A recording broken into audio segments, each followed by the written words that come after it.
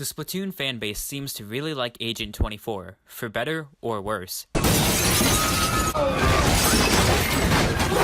But the real question is it physically possible?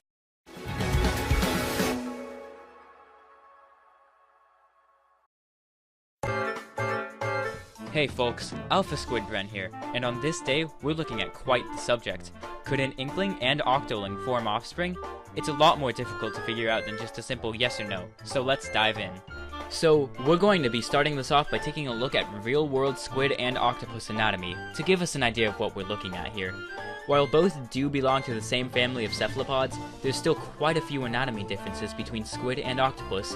Sure, everyone knows squids have 10 limbs, 2 of them having hooks and suckers, while octopuses have 8, but there's much more to it than that. While octopuses have no bone structure, squids actually possess a tough material known as pen in their bodies. While it isn't a direct replacement for bone, it acts as a stabilizer, keeping the animals steady as they swim. Squids have fins located on their head to help with steering themselves, while octopuses have no such thing, though it has been argued that some deep-sea species do have one. Both reproduce with the male inserting sperm into the female and the female laying eggs at her location of choice. So despite having no proven instances of a hybrid in the real world, there is potential here. After all, there are all sorts of funky hybrid animals in the real world, like a funky whale-dolphin one. But fast forward 12,000 years after mammals go extinct, and these funky cephalopods have changed a great deal. First and foremost, the biggest change is each can now morph into kid forms, taking 4 of their limbs and putting them to use to walk on land. Alongside that, Inklings no longer possess fins or pen, and the 2 tentacles with hooks and suckers have been relegated to be like the rest of the creature's limbs. The only real difference seems to be extremely minor, with the markings around the eyes and placement of the suction cups. This seems like an open and shut case, right?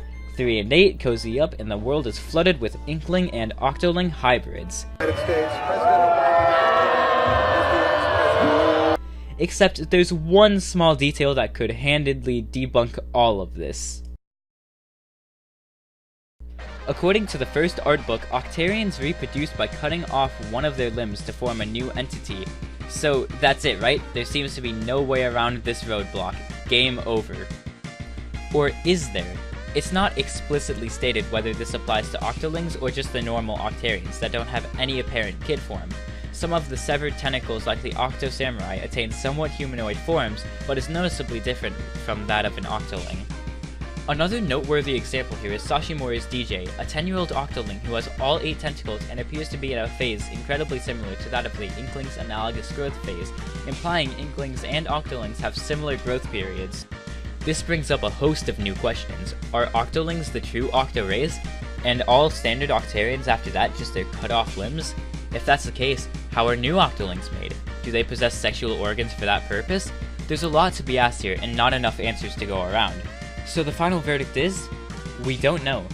The canon doesn't give us enough information. Take a look at the existing evidence and make what you will of it. Do you like these in-depth looks at the Splatoon universe? Would you want to see more? Let me know about this as well in the comments below. And until next time, Bren out.